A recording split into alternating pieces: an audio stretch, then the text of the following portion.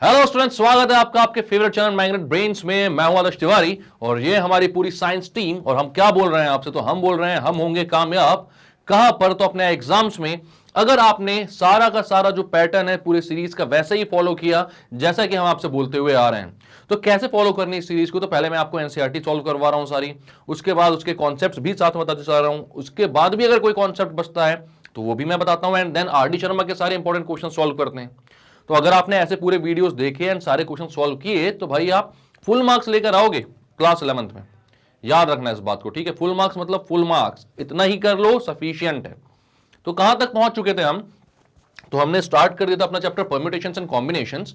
उसकी कुछ एक्सरसाइजेस भी हमने सॉल्व कर लिए। परम्यूटेशंस हमने अच्छे से समझ लिया है, उससे रिलेटेड फॉर्मुलेस हमने देखे हैं, डिराइव भी कर लिए हैं, एंड उसकी भी एक्सरसाइज सॉल्व कर ली है। अब हम पहुंचते हैं कहां पर? तो बहुत ही इंपॉर्टेंट टॉपिक, कहां पर भाई? कॉम्बिनेशन में।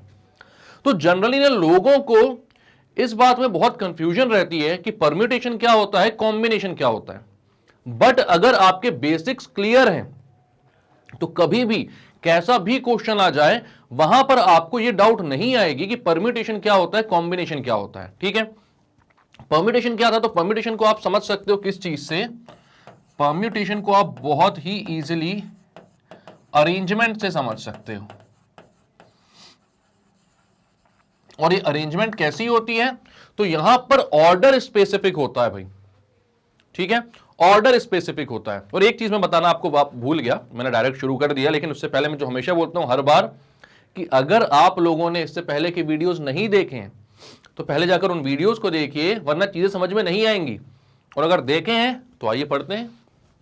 तो परम्यूटेशन होता है अरेंजमेंट, और यहां पर ऑर्डर कैसा होता है? स्पेसिफिक। स्पेसिफिक बोलो या फिर सिग्निफिकेंट बोल दो। Order is significant.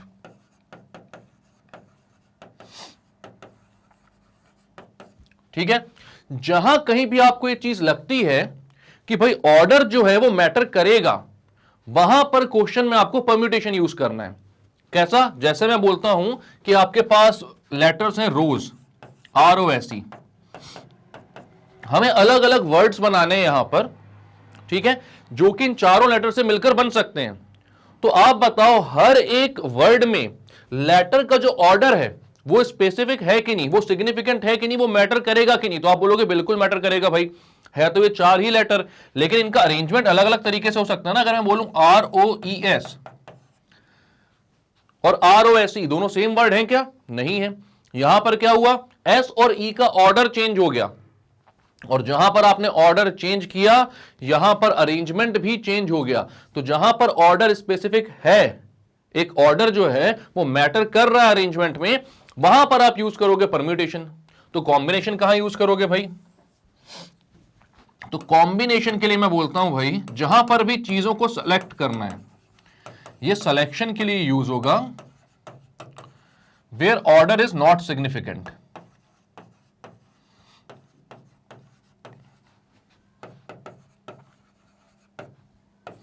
अब ऑर्डर सिग्निफिकेंट कैसे नहीं होगा? तो भाई मैंने बोला कि कुछ स्टूडेंट्स हैं, ठीक है, एक का नाम है अर्जुन, दूसरे का नाम है दिव्यांशु, तीसरे का नाम है प्रियांशु। ठीक है? तो एक को मैं बोलता हूं ए, एक को मैं बोलता हूं डी, दूसरे को बोलता हूं पी।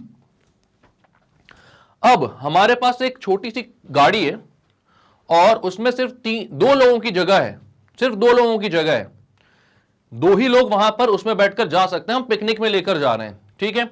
अब वहां पर सीट कितनी है? तो आप बोलोगे 2 सीट्स हैं। अब उस सीट में इन तीनों में से कोई 2 लोग बैठ सकते हैं। ठीक है? अब मैंने सेलेक्ट किया अर्जुन एंड दिव्यांशु को, तो यहां पर मैंने ए को बिठाया, यहां पर मैंने डी को बिठाया। ये 2 लोग सेलेक्ट होकर चले गए पिकनिक, प्रियांशु बेचारा नहीं जा पाया। ठीक है? अब यहां पर मैंने फिर से देखा कि चलो भाई अर्जुन और दिव्यांशु को नहीं करते हैं सेलेक्ट, अब मैं क्या करता हूं, पहले दिव्यांशु को सेलेक्ट कर लेता हूं, बाद में अर्जुन को सेलेक्ट करता हूं। तो अभी भी जो पिकनिक पहुंच रहे हैं वो तो दिव्यांशु और अर्जुन ही है ना। एक भाई विंडो सीट पर बैठा है, दूसरा विंडो सीट पर नहीं बैठा है, लेकिन इससे फर्क पड़ रहा है क्या? ऑर्डर स्पेसिफिक है क्या? तो आप बोलोगे नहीं सर ऑर्डर स्पेसिफिक नहीं है। आपने यहां पर साफ साफ बोला कि एक बार आपने अर्जुन और दिव्यांशु को जब सेलेक्ट किया तब भी अर्जुन और दिव्यांशु ही पिकनिक गए, प्रियांशु नहीं जा पाया। और उससे आपने वादा किया टेंशन मत ले भाई, अगली बार जो है मैं सिलेक्शन अपना डिफरेंट करूंगा। और आपने क्या कर दिया, आपने पहले दिव्यांशु बाद में अर्जुन को सिलेक्ट कर लिया। अभी भी पिकनिक कौन गया? दिव्यांशु और अर्जुन, और कौन नहीं जा पाया? प्रियांशु। तो वो बोला भाई चीटिंग करता है, ये तो गड़बड़ हो गई मेरे साथ। ठीक है, तो यहां पर आप ये चीज देखकर समझ सकते हो कि भाई पहले आप दिव्यांशु को बिठाओ या अर्जुन को बिठाओ, किसी को भी बिठाओ, पर पिकनिक पे तो ये दोनों ही पहुंच जाएंगे। तो यहां ऑर्डर स्पेसिफिक नहीं है, ऑर्डर से कोई मैटर नहीं करता यहां पर कि पिकनिक पे कौन पहुंच रहा है, कौन सेलेक्ट हो रहा है पिकनिक के लिए। तो जहां पर ऑर्डर स्पेसिफिक नहीं है वहां पर आप क्या यूज करोगे? कॉम्बिनेशन। ठीक है, अब यहां पर एक अर्जुन और आपने दिव्यांशु को सेलेक्ट किया, दूसरा सिलेक्शन क्या हो सकता है? तो दूसरा हो सकता है अर्जुन एंड प्रियांशु का, और तीसरा सिलेक्शन क्या हो सकता है? तो तीसरा सिलेक्शन हो सकता है प्रियांशु एंड दिव्यांशु का। तो यहां पर आपने बोला कि भाई ये तीन सिलेक्शन है, अब इसमें इनको आजू बाजू कैसे भी बिठा लो उससे फर्क नहीं पड़ता, क्योंकि तीनों पिकनिक पहुंच जाएंगे। मतलब ये दो पिकनिक पहुंचेंगे, ये दो पहुंचेंगे, या फिर ये दो पहुंचेंगे। ठीक है, तो यहां पर जब ऑर्डर मैटर नहीं करता तो आप क्या यूज करोगे? तो आप यूज करोगे कॉम्बिनेशन। बात समझ में आ रही है? जब ऑर्डर मैटर नहीं करता तो आप क्या यूज करोगे? तो आप यूज करोगे कॉम्बिनेशन। अब ये लोग क्या बोल रहे हैं, थोड़ा सा हम इसको भी पढ़ लेते हैं अच्छे से। तो यहां पर ये बोल रहे हैं, let us now assume that there is a group of 3 lawn tennis player X, Y and Z. A team consisting of 2 players is to be formed. ठीक है, 2 प्लेयर्स की टीम बनानी है हमें।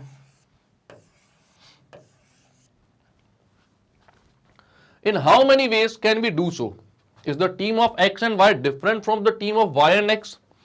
Here order is not important. तो यहां पर ये क्या बोल रहे हैं? X, Y और Z, यहां पर भी 3 लोग हैं। अब इनको एक लॉन टेनिस मैच है, तो वहां पर भाई डबल होता है ना, जो वो डबल में अपन को लॉन टेनिस खेलना है, और वहां पर 2 लोगों की टीम बनानी है X, Y और Z में सेलेक्ट करके। तो आपने बोला कि भाई एक बार मैंने X, Y को सेलेक्ट कर लिया, उसके बाद मैंने Y, X को सेलेक्ट कर लिया, तो क्या डिफरेंट टीम है क्या? नहीं यार भाई, X और Y अगर टीम में खेले या फिर Y और X टीम में खेले, टीम तो सेम ही बन गई। तो यहां पर ऑर्डर स्पेसिफिक नहीं है, ऑर्डर सिग्निफिकेंट नहीं है, आपको यहां पर सिलेक्शन करना है तो भाई अलग अलग 2 इंडिविजुअल से सिलेक्शन करना पड़ेगा। X, Y कर रहे हो तो दूसरे में आप डिफरेंट टीम बनाने के लिए YZ कर सकते हो या ZX कर सकते हो। तो यहां पर सिर्फ और सिर्फ 3 ही पॉसिबल वेज हैं, सिर्फ 3 पॉसिबल वेज हैं यहां पर।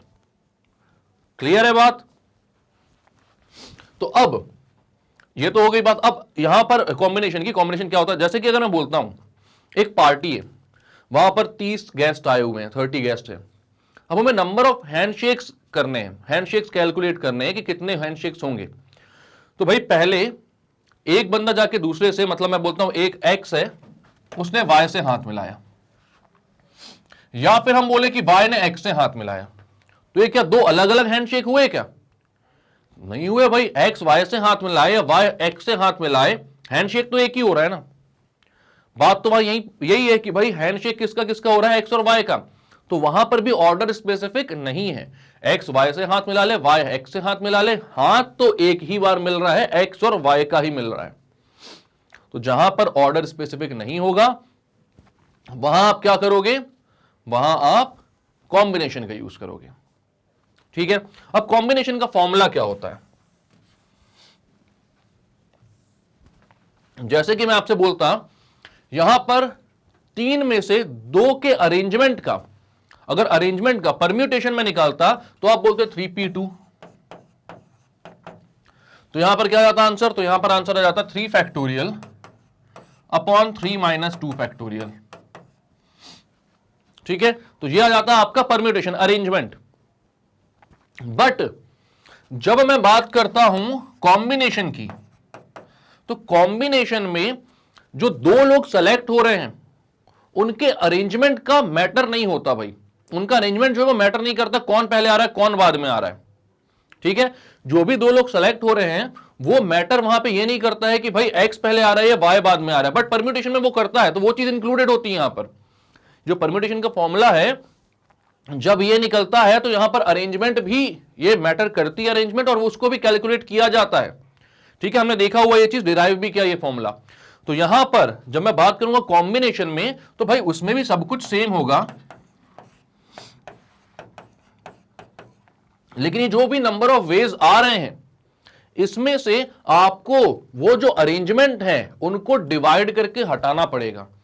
मतलब x और y और x डिफरेंट चीज नहीं है, तो ये आपस में जो दो लोग अरेंज हो रहे हैं ना, उनकी अरेंजमेंट को आपको हटाना पड़ेगा। तो यहां पर आप लिखोगे, उसको अरेंजमेंट को हटाने के लिए, ये जो दो लोग आपस में अरेंज हो रहे थे उस अरेंजमेंट को हटाने के लिए आप क्या करोगे, 2 फैक्टोरियल से डिवाइड करोगे। तो दोनों के फॉर्मूले में डिफरेंस क्या होता है, तो आप बोलोगे NPR होता है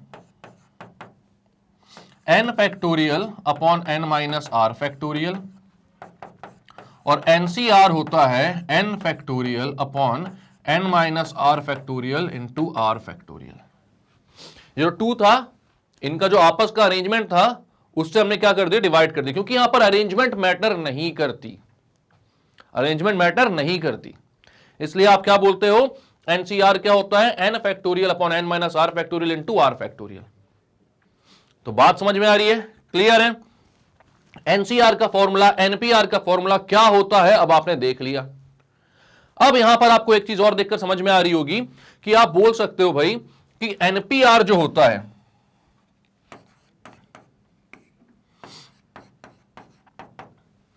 इसको आप बोल सकते हो NCR इंटू आर का फैक्टोरियल, NCR इंटू आर का फैक्टोरियल, क्योंकि NCR में ये जो R है इसकी अरेंजमेंट नहीं इंक्लूडेड होती, तो उसको इंक्लूड करवाना है। तो NCR में जब R के फैक्टोरियल को आप मल्टीप्लाई करोगे तब आपके पास NPR आएगा। वैसे भी देख लो भाई, NCR का जब फॉर्मूला डालोगे आप यहां पर तो क्या हो जाएगा, इसको तो आप बहुत इंपॉर्टेंट फॉर्मूला बोलकर लिख लो, ये भी है भाई इंपॉर्टेंट तो बहुत ज्यादा, और ऊपर वाले के तो हम क्वेश्चंस कर चुके हैं, तो वो तो इंपॉर्टेंट है ही, आप जानते ही हो। बट ऐसा क्यों होगा, तो NCR का फॉर्मूला होता है n factorial upon n minus r factorial into r factorial, और इंटू आर फैक्टोरियल ऊपर भी कर दिया आपने, ये मल्टीप्लाई हो गया, मतलब कैंसल आउट हो गया, तो कितना बचा, n factorial upon n minus r factorial, यही तो होता है NPR। तो NPR जो है वो क्या है, NCR इंटू आर फैक्टोरियल के इक्वल है। बात क्लियर है, कोई दिक्कत कोई परेशानी नहीं है यहां पर। तो ये होता है NPR का और NCR का रिलेशन, ये होता है NCR का फॉर्मूला, और NPR के फॉर्मूले से तो आप भली भांति वाकिफ हो। अब यहां पर कुछ इंपॉर्टेंट रीमार्क्स हैं, तो इनको ध्यान में रखिए आप। और एक और चीज, क्या NC0 डिफाइंड होता है, मतलब R इक्वल्स टू 0 के लिए NC0 डिफाइंड होगा, तो आप बोलोगे NC0 क्या हो जाएगा, हमें पता है कि NCR होता है n factorial upon n minus r factorial into r factorial. ठीक है, n factorial upon n minus r factorial into r factorial. तो यहां पर आप क्या लिखोगे, जब NC0 की बात कर रहे हो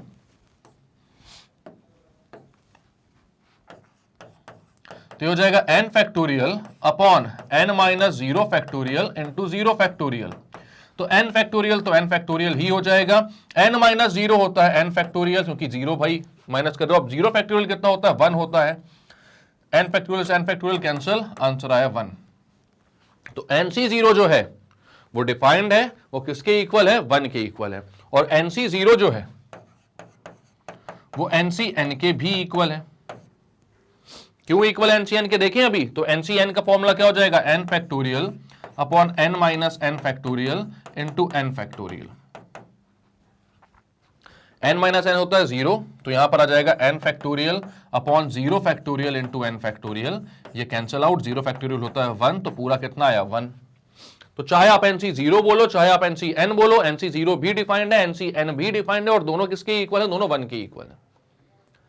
ठीक है, ये सारी चीजें लिखकर चलना, समझते हुए चलना।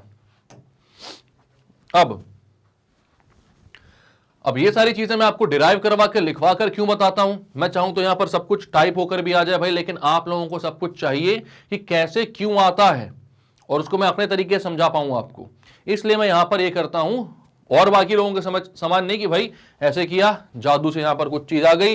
यहां पर मैंने बता दिया मैथ से जब तक आप लोग प्रैक्टिस नहीं करोगे, पेन नहीं चलाओगे, चीजें समझ में नहीं आएंगी, ठीक है। और इसके हर एक बेसिक पॉइंट और कंसेप्ट को क्लियर करके चलना ही जरूरी है।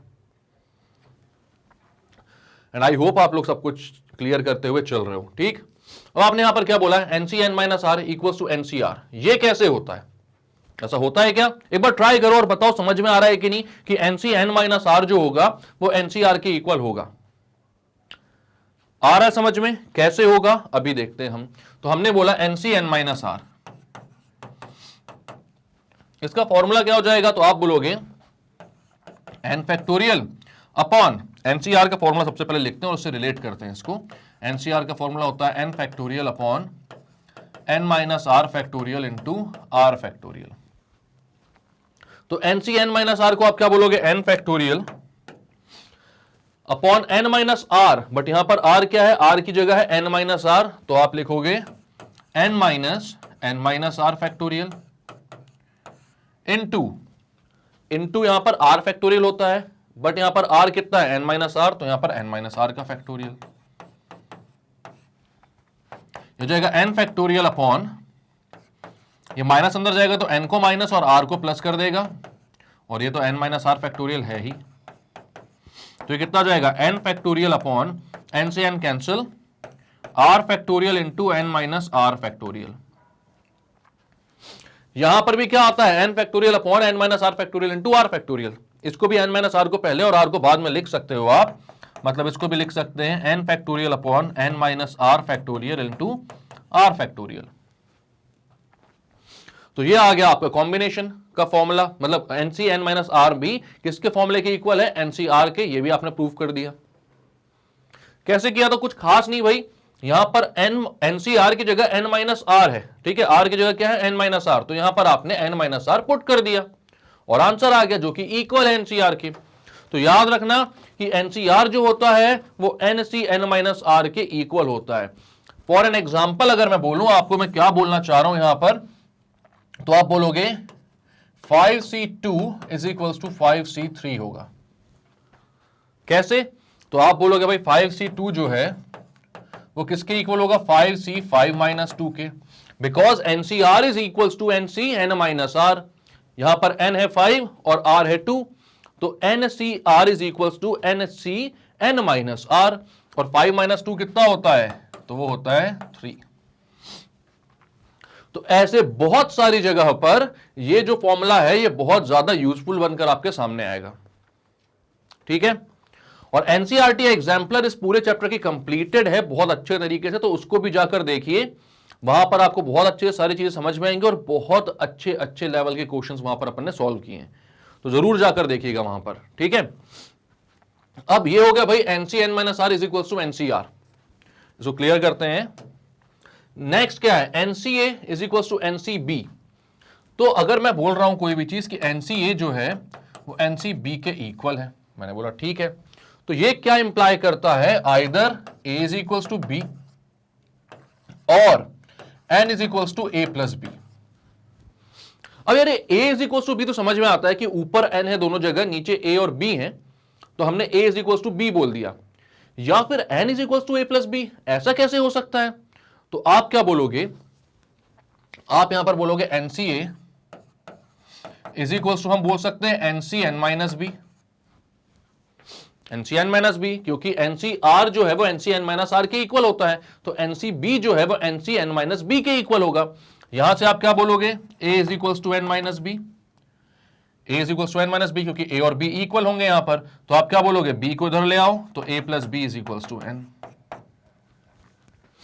तो या तो आप डायरेक्टली बोलोगे कि ए और बी इक्वल है, या फिर आप क्या बोलोगे कि ए प्लस बी जो है वो एन के इक्वल है। इसलिए ये दोनों ही प्रॉपर्टीज जो है बहुत इंपॉर्टेंट है और बहुत सारी जगह यूज होती हैं। क्यों है ये दोनों अपन ने देख लिया है, और इंपॉर्टेंट है तो उसको आप अच्छे से नोट कर लो। क्लियर है? चलो फिर आगे चलते हैं, ठीक है। तो अब आते हैं अपन क्वेश्चंस पे अपने। तो क्वेश्चन में क्या बोल रहा है भाई यहां पर? NC9 इक्वल्स टू NC8, ठीक है। NC9 इक्वल्स टू एनसी 8 है और वो बोल रहा है फाइंड एनसी 17। तो एनसी 9 अगर एनसी 8 के इक्वल है तो हमको बोल रहा है कि एनसी 17 निकाल कर बताओ। तो ठीक है, हमने बोला यार यहां पर इसको देखकर मैं कुछ ना कुछ करके एन की वैल्यू तो निकाल सकता हूं। ठीक है, तो मैं यहां पर एन की वैल्यू निकालने के लिए सबसे पहले तो एनसीआर का फॉर्मूला लिखता हूं। तो एनसीआर का फॉर्मूला होता है n factorial upon n minus r factorial into r factorial. यहां पर n की वैल्यू हमें नहीं पता है लेकिन r पता है, दोनों साइड में ये फॉर्मूलेज रख देता हूं। तो ऊपर आ जाएगा n factorial upon n minus 9 factorial into 9 factorial equals to n factorial upon n minus 8 factorial into 8 factorial. n factorial से n फैक्टोरियल कैंसिल आउट हो गया। अब आप क्या करते हो, n माइनस 8 को यहां पर और 9 को ऊपर भेज देते हो। ठीक है, तो यहां पर आता है n minus 8 factorial upon n minus 9 factorial equals to 9 factorial upon 8 factorial. ठीक है, अब हमें पता है कि फैक्टोरियल का मतलब क्या होता है। अगर मैं n का फैक्टोरियल बोलता हूं तो वो कैसा होता है, n into n minus 1 into n minus 2 up to 1। ठीक है, तो मैं उसको n इंटू n माइनस 1 का फैक्टोरियल बोल सकता हूं या फिर n into n minus 1 into n minus 2 का फैक्टोरियल बोल सकता हूं। ये पता है हमें क्या मैं बोल रहा हूं, वापस से देखो समझो इसको। n का फैक्टोरियल होता है n इंटू n माइनस 1। वैसे प्रीवियस वीडियोस में हमने देखा हुआ है ये सारी चीजें, तो आपको ये तुरंत क्लिक करनी चाहिए कि मैं क्या बोल रहा हूं। मतलब कि अगर इस n को मैं छुपा दूं तो ये n माइनस 1 का फैक्टोरियल ही तो बन रहा है ना, तो मैं इसको n इंटू n माइनस 1 का फैक्टोरियल बोल सकता हूं। मैं जरूरत पड़ने पर इसको n into n minus 1 into n minus 2 का फैक्टोरियल भी बोल सकता हूं। ठीक है, वो मेरी जरूरतों के हिसाब से है कि मुझे कब किस फॉर्मूले की जरूरत पड़ेगी। अब यहां पर n माइनस 8 है ऊपर, n माइनस 8 के बाद क्या आएगा, तो आप बोलोगे n minus 8 minus 1 that is equal to n minus 9, है ना। मतलब यहां पर n के बाद क्या आता है, n माइनस 1, तो n माइनस 8 के बाद आएगा n माइनस 8 माइनस 1 का फैक्टोरियल अपॉन नीचे तो n माइनस 9 का फैक्टोरियल है ही, और यहां पर 9 का फैक्टोरियल है ऊपर, 9 के बाद क्या आएगा तो 8 आएगा, तो आप लिखोगे 9 इंटू 8 का फैक्टोरियल और अपॉन में 8 का फैक्टोरियल तो है ही, 8 के फैक्टोरियल से 8 का फैक्टोरियल कैंसल आउट। यहां पर n minus 8 into n minus 9 का फैक्टोरियल हो गया और अपॉन में n माइनस 9 का फैक्टोरियल तो है ही, ये दोनों भी कैंसल आउट इक्वल्स टू 9। तो n माइनस 8 की वैल्यू क्या आ रही है 9, तो आप बोलोगे n minus 8 is equals to 9, तो n की वैल्यू क्या आ जाएगी 17। n की वैल्यू क्या आ गई 17 और हमको क्या निकालना था NC17, तो आप क्या बोलोगे NC17 is equals to 17C17 और इसकी वैल्यू क्या आ जाएगी 1, बिकॉज हमने अभी इससे पहले देखा था कि NCN जो होता है वो 1 होता है। चाहे NCN बोलो चाहे NC0 बोलो, वो क्या होता है 1 के इक्वल होता है। यकीन नहीं हो रहा, करके दिखाऊं तो भाई 17C17 को आप क्या लिखोगे 17 फैक्टोरियल अपॉन 17 माइनस 17 का फैक्टोरियल। फॉर्मूला क्या होता है n factorial upon n minus r factorial, तो वहां पर n भी 17 है और r भी 17 है। ठीक है, इंटू r का फैक्टोरियल मतलब 17 का फैक्टोरियल, तो ये दोनों कैंसिल, आ गया 1 अपॉन ये 0 का factorial that is equal to 1, तो टोटल आंसर 1। इसलिए NCN कहीं पर भी दिखे तो उसका आंसर बेझिझक बिना कुछ सोचे बिना कुछ दिखाए करे, मतलब सॉल्व करके दिखाए, आप क्या कर दोगे उसको डायरेक्टली क्या लिख दोगे 1। NC0 कहीं पर दिखे NCN कहीं पर दिखे, दोनों की वैल्यू कितनी होती है 1 होती है। क्लियर है बात, तो इसका कितना आंसर आया भाई 1 आया। तो क्या क्या किया इस क्वेश्चन में आपने, तो आपको बोला था भाई NC9 जो है वो NC8 के इक्वल है, NC17 की वैल्यू निकालनी है। तो मैंने बोला NCR जो है उसका फॉर्मूला होता है n factorial upon n minus r factorial into r factorial. यहां पर NC9 और NC8 की वैल्यूज डाली मैंने, n माइनस 8 को ऊपर लेकर आया, 9 को यहां पर भेज दिया, 9 को मैंने 9 इंटू 8 का फैक्टोरियल लिखा और n माइनस 8 को n minus 8 into n minus 9 का फैक्टोरियल लिखा। नीचे और ऊपर वाले डिनोमिनेटर से n माइनस 9 का फैक्टोरियल कैंसिल और वहां पर 8 फैक्टोरियल कैंसिल। n की वैल्यू कितनी है तो 17, तो मतलब ये 17C17 बन रहा है जिसकी वैल्यू कितनी होती है 1। क्लियर है। नेक्स्ट क्वेश्चन क्या बोल रहा है, a committee of 3 persons is to be constituted from a group of 2 man and 3 women. तो आपको भाई 3 लोगों की एक कमिटी बनानी है, आपके पास जो लोग हैं वो क्या क्या है, 2 मैन है और 3 विमेन है। इन how many ways can this be done, कितने अलग अलग वेज में इसको कर सकते हैं। How many of these committees would consist of 1 man and 2 women. तो सबसे पहले तो ये क्या बोल रहा है कि अगर आप लोगों को 3 पर्सन की कमिटी बनानी है तो कितने डिफरेंट वेज में इसको किया जा सकता है। अब आपको सेलेक्ट करना है ना यहां पर, तो अरेंजमेंट का कोई लेना देना नहीं है, इसलिए हम क्या यूज करेंगे, कॉम्बिनेशन। आपको यहां पर सेलेक्ट करना है out of 2 man and 3 women. ठीक है, तो आपने बोला कि कितने डिफरेंट वेज में इसको बनाया जा सकता है। अब डिफरेंट वेज क्या हुआ यार, तो यहां पर डिफरेंट वेज कौन कौन से होंगे, तो आप बोलोगे कि या तो 1 मैन को सेलेक्ट करो और 2 वुमेन को सेलेक्ट करो, 2 मैन को सेलेक्ट करो और 1 वुमेन को सेलेक्ट करो, या फिर तीनों वुमेन को सेलेक्ट कर लो और 1 भी मैन को सेलेक्ट ना करो। तो इतने सारे डिफरेंट वेज हो सकते हैं इसके। ठीक है, तो आपने यहां पर क्या बोला कि लेट, मैं बोलता हूं कमिटी कितने कितने लोगों को कंसिस्ट कर सकती, तो आपको चाहिए भाई we have to form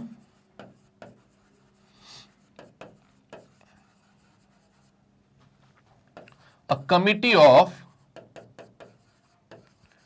3 person. अब 3 पर्सन कौन कौन से हो सकते हैं, तो पहला पॉसिबल वेज आप लिखोगे यहां पर,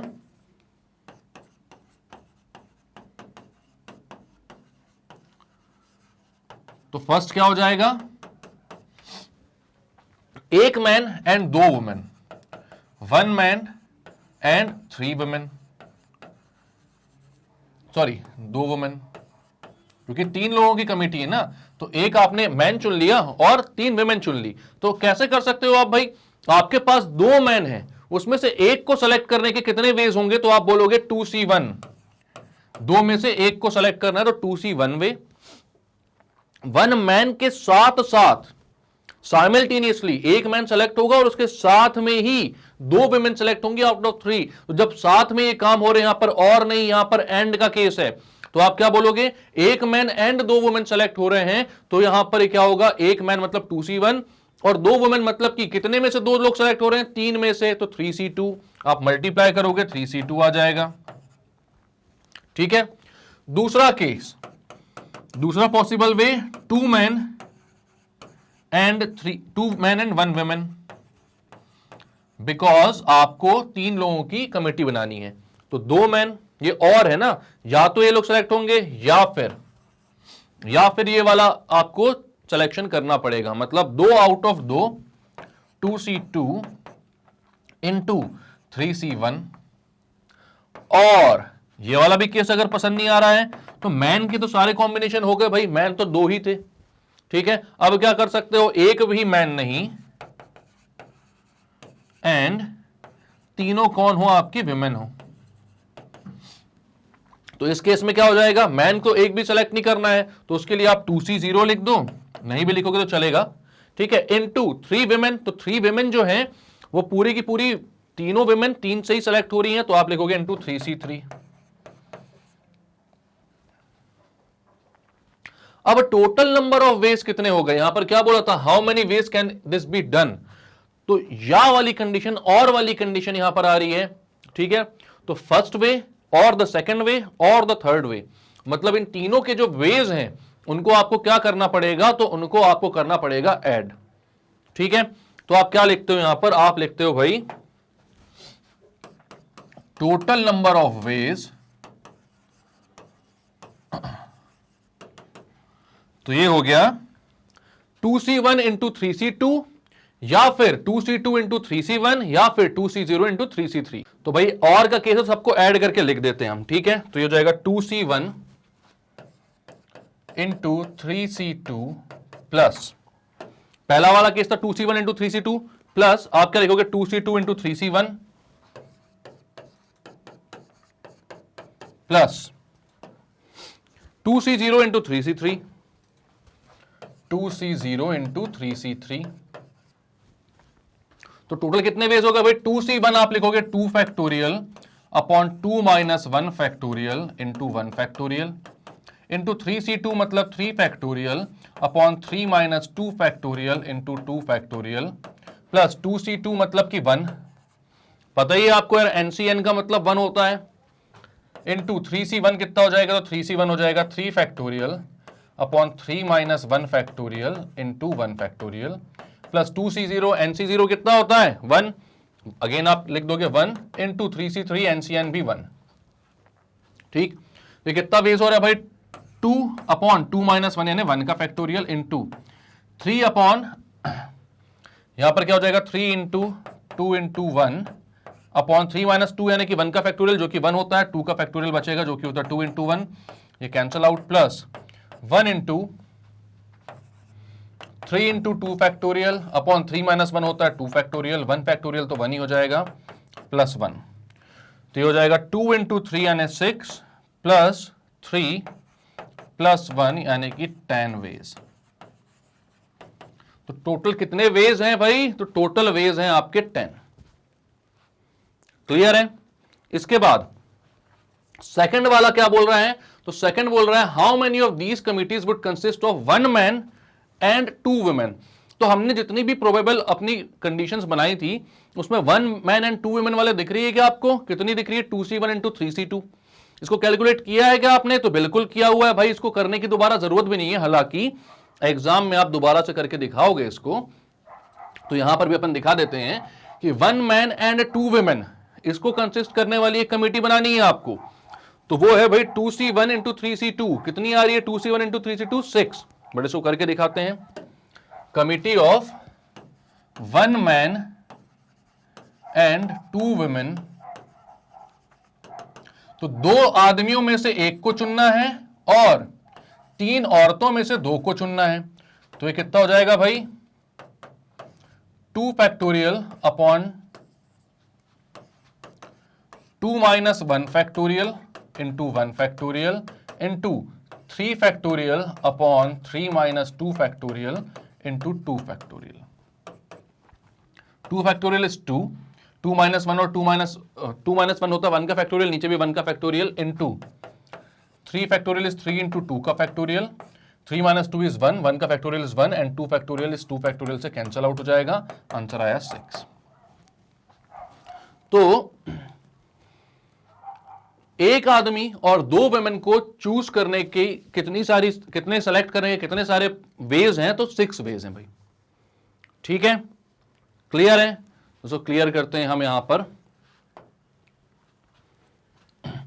शुरुआत से देख लेते हैं एक बार कि क्या क्या किया था इसमें वैसे। ठीक है, तो टोटल नंबर ऑफ वेज, जब हमको क्या बोला था कि 3% को हमको सेलेक्ट करवाना है out of 2 man and 3 women. ठीक, तो यहां पर हमने बोला कि अगर कितने कितने अलग अलग वेज में 3% बना सकता हूं मैं, तो मैंने बोला यार हो सकता है कि एक आदमी हो और 3 औरतें, एक आदमी और 2 औरतें। ठीक है, तो 1 मैन एंड 2 वुमेन, उसके लिए मैंने क्या बोला 1 किससे 2 मैन में से एक को सेलेक्ट करना है और 3 वुमेन्स में से 2 को सेलेक्ट करना है, तो 2 में से एक को सेलेक्ट करना, तो 2c1 इंटू, क्योंकि ये सेलेक्ट किया, इसके बाद 2 लोगों की और जगह खाली रहेगी, तो साथ में ही हमको 3 वुमेन में से 2 को सेलेक्ट करना, तो इसलिए इंटू है, यहां पर एंड का केस है। और मैंने बोला हो सकता है 2 मैन और 1 वुमेन को सेलेक्ट करना हो, तो 2c2 एंड 3c1, और मैंने बोला कि एक भी मैन ना हो और तीनों वुमेन सेलेक्ट हो जाएं, तो वो भी हो गया।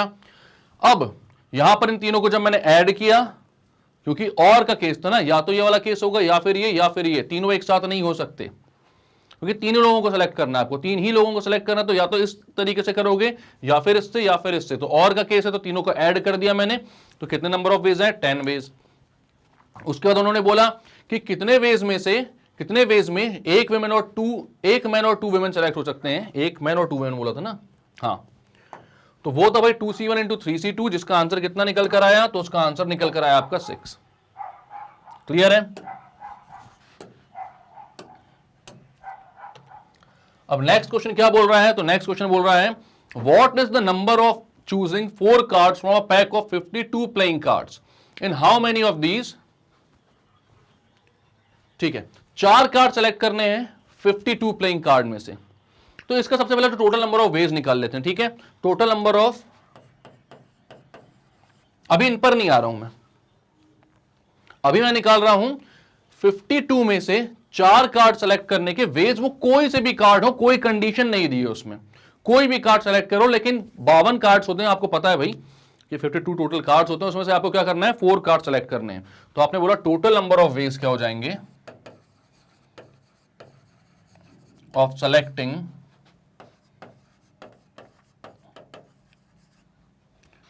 4 कार्ड्स आउट ऑफ 52 कार्ड्स। तो वो क्या हो जाएगा, 52 में से 4 को सेलेक्ट करना, तो 52C4, और कितनी वैल्यू आएगी इसकी, तो आप लिखोगे 52 का फैक्टोरियल अपॉन 52 माइनस 4 का फैक्टोरियल इंटू 4 का फैक्टोरियल। एनसीआर का formula n factorial upon n minus r का फैक्टोरियल इंटू आर का फैक्टोरियल, ठीक है। तो हो जाएगा 52 into 51 into 50 into 49 into 48 factorial upon 52 minus 4 is 48 factorial into 4 into 3 into 2 into 1, ठीक है। तो अब 4 से कौन सा डिवाइड हो जाएगा भाई, तो 4 1 जा, इसको करता हूं तो 4 1 जा और कितना 4 3 जा। इसके बाद 3 से 51 डिवाइड होगा तो 3 1 जा, और ये कितना हो जाएगा 3 1 जा और बच्चा 2 तो 17, ओके। और 2 से हो जाएगा अपना 25, 48 फैक्टोरियल तो 48 फैक्टोरियल से कैंसिल। तो क्या बच रहा भाई 13 इंटू 17 इंटू 25 इंटू 49, ठीक है।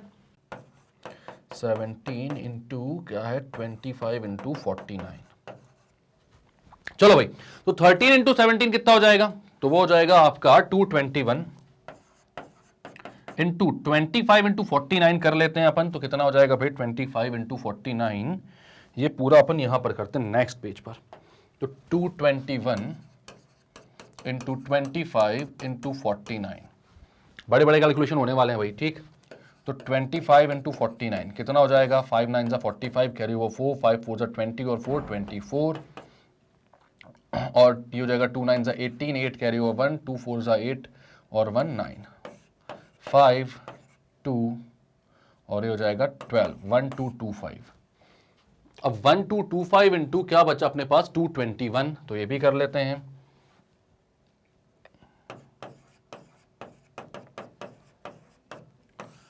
तो ये कितना हो जाएगा, ये हो जाएगा 5 1 जा 5, 5 2 जा 10, 0 कैरी ओवर 1 और 5 2 जा 10 और 1 11, 2 4 4 2 4 4 एंड 1 2 2, ये हो गया 5 2 7 0 7 2 270725। तो इसका आंसर आ रहा है भाई आपका 270725, ठीक है। तो आपके पास जो नंबर ऑफ वेज है टोटल, किसके नंबर ऑफ वेज भाई, 4 कार्ड सेलेक्ट करने के आउट ऑफ 52 प्लेइंग कार्ड्स। तो आप क्या बोलोगे कितने हो जाएंगे, तो होगा 52C4। तो 52C4 हमने निकाल लिया, कितना आया वो फाइनली सब कुछ मल्टीप्लाई करने के बाद 270725 वेज। इतने सारे नंबर ऑफ वेज हैं। अब हम आते हैं कि यहां पर कौन कौन से और सब पार्ट्स हैं, इसके क्या क्या पूछ रहा है हमसे। तो पूछा 4 कार्ड्स और are of the same suit, मतलब चारों कार्ड जो निकल कर आए वो सेम सूट के हो। सेम सूट मतलब कि सेम कलर के, एक्चुअल में सेम कलर नहीं, सेम सूट ही होगा वो। यानी कि कैसा, जैसे कि मैं बोलता हूं सूट कौन कौन से होते हैं यहां पर, तो सूट होते हैं आपके पास, एक होता है हार्ट, एक होता है डायमंड। ये दोनों होते हैं रेड कलर के ना, इसलिए सेम सूट और सेम कलर डिफरेंट है, जो मैंने गलती से बोल दिया था अभी। और एक होता है क्लब, एक होता है स्पेड, ये दोनों ब्लैक होते हैं, तो इनको ब्लैक से लिखते हैं अपन, ठीक है। एक होता है क्लब, एक होता है स्पेड। हर एक में 13 कार्ड्स होते हैं, इसमें भी 13, इसमें भी 13, इसमें भी 13 और इसमें भी 13, सब में 13 13 13 कार्ड्स होते हैं, ठीक है। और आपको बोला गया यहां पर कि 4 कार्ड्स आपने सेलेक्ट किए और वो सेम सूट के निकले। जो भी 4 आपने सेलेक्ट किए वो चारों के चारों एक ही सूट के हो, इसके कितने नंबर ऑफ पॉसिबल वेज हो सकते हैं। तो आप बोलोगे या तो वो चारों कार्ड जो है वो हार्ट से सेलेक्ट हो, या फिर वो चारों कार्ड डायमंड से सेलेक्ट हो, या फिर क्लब से, या फिर स्पेड से।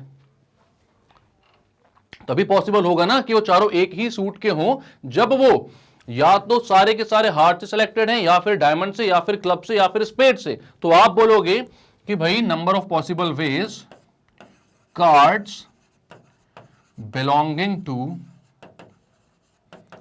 द सेम सूट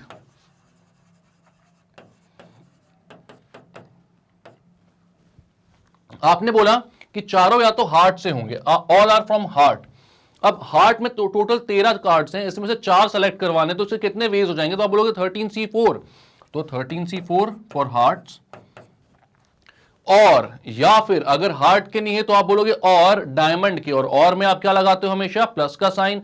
तो और डायमंड्स, तो आप बोलोगे 13C4 from diamond plus 13 similarly, मतलब 13C4 from club and 13C4 from spade.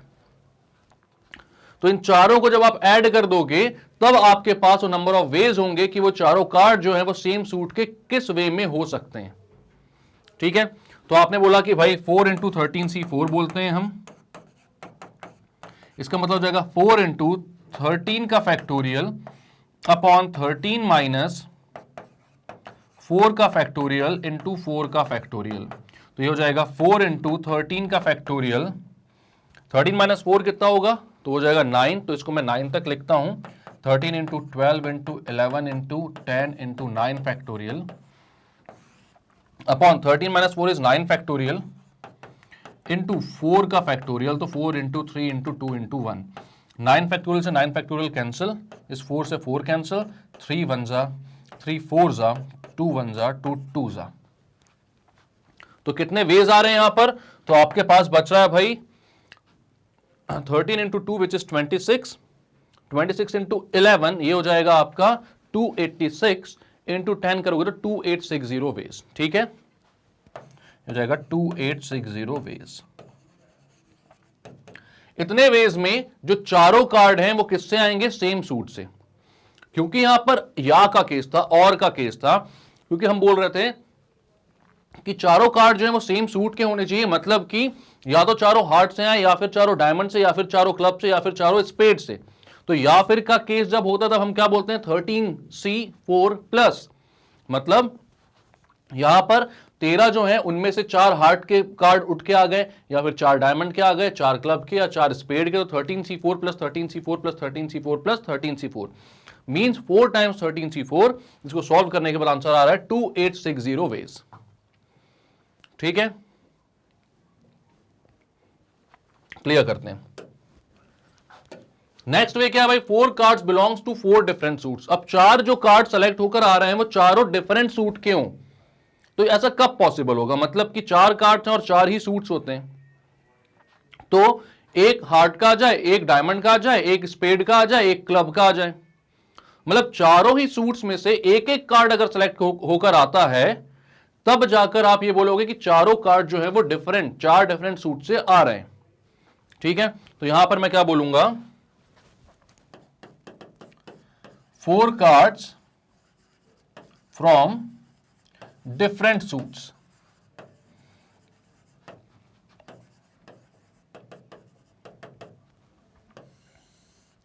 Four cards from different suits. तो अब यहां पर एक बात याद रखना पड़ेगी आपको कि अगर एक आप डायमंड से सेलेक्ट कर रहे हो तो उसी केस में दूसरा आप किससे सेलेक्ट करोगे? स्पेड से, तीसरा आप क्लब से, चौथा आप हार्ट से। मतलब कि ये जो है ये मिलाकर 4 कार्ड्स को आप सेलेक्ट कर पाओगे। यानी कि आप बोल रहे हो क्या कि एक सेलेक्ट हुआ भाई हार्ट से, मान लो, तो 13 में से एक 13 हार्ट होते टोटल, मतलब हार्ट के 13 कार्ड्स होते हैं, उनमें से आपको एक सेलेक्ट करना है। एंड साइमल्टेनियसली उसी के बाद आपको क्या करना है? 13 डायमंड्स में से एक सेलेक्ट करना है, 13 स्पेड्स में से एक सेलेक्ट करना है, 13 क्लब में से एक सेलेक्ट करना है। और ये जब चारों को सेलेक्ट कर लोगे तब जाकर आपके टोटल 4 कार्ड सेलेक्ट हो पाएंगे। तो मतलब यहां पर एंड वाला केस है कि मतलब एक आप हार्ट से निकाल रहे हो, एंड दूसरा आप किससे निकाल रहे हो? डायमंड से, एंड तीसरा आप निकाल रहे हो स्पेड से, एंड चौथा आप निकाल रहे हो किससे? क्लब से। तो यहां पर ये तीनों क्या, ये चारों क्या हो जाएंगे, मल्टीप्लाई। ठीक है, तो यहां पर आप क्या बोलोगे, 13c1 कितना होता है, तो उसको निकाल कर देखते हैं। 13 factorial upon 13 minus 1 factorial into 1 factorial, यानी 13 factorial upon 12 factorial, 13 into 12 factorial upon 12 factorial, 12 factorial 12 factorial का आंसर आया 13। याद रखना NC1 कभी भी लिखते हो आप तो n के इक्वल आता है। ठीक है, ये चीज आप लिख लेना कहीं पर, NC1 is equals to n होता है हमेशा। ठीक है, तो यहां पर क्या हो गया भाई, 13c1 कितना आ गया, 13 के इक्वल। अब कितने टाइम्स 13c1 था, तो 4 टाइम्स था, तो आप क्या बोलोगे, ये हो जाएगा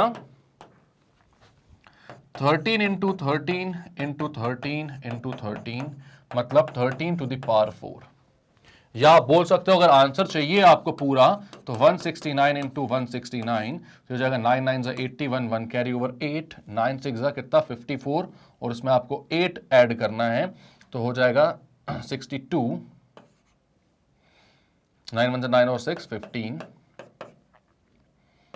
6 9 54, 4 कैरी ओवर 5, 6 6 36 और 5 41 कैरी ओवर 4, 6 1 6 और 4 10, ये हो जाएगा 9 6 1, ये हो जाएगा 1 6, 9 प्लस 6 इज 15, 5 यहां पर 1 हो जाएगा तो 7, नहीं ये हो जाएगा 8,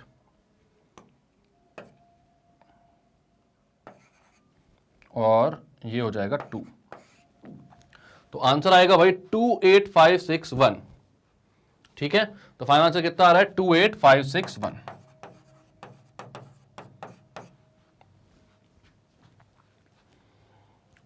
क्लियर है, 13 की पावर 4 पर भी आप इसको क्या कर सकते हो, छोड़ सकते हो आंसर।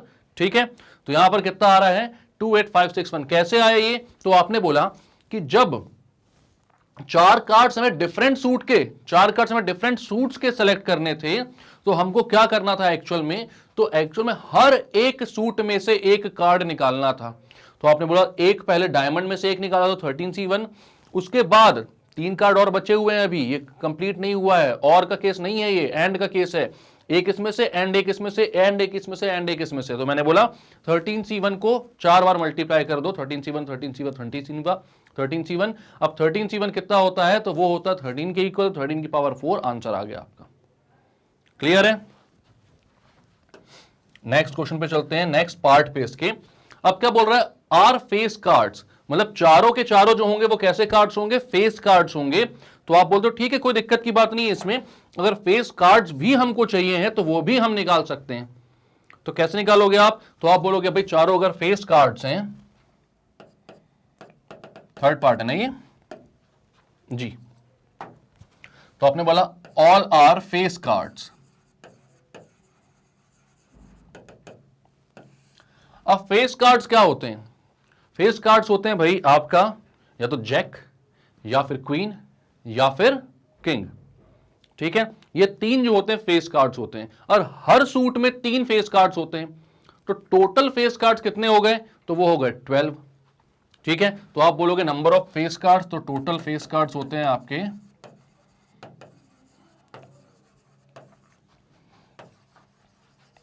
वो होता है भाई आपके पास 12। ठीक है, total number of face cards होते हैं 12। अब आपको क्या चाहिए है, इन 12 में से 4 कार्ड्स आपको सेलेक्ट करने, क्योंकि आपने टोटल 4 कार्ड सेलेक्ट किए हैं, और वो आप बोल रहे हो कि चारों के चारों कैसे होने चाहिए, फेस कार्ड्स होने चाहिए। तो ठीक है, हमने बोला क्या भाई कि 12 में से अगर 4 कार्ड्स आपको सेलेक्ट करने हैं तो उसके क्या वेज होते हैं, तो बोला सेलेक्टिंग 4 आउट ऑफ 12 कार्ड्स,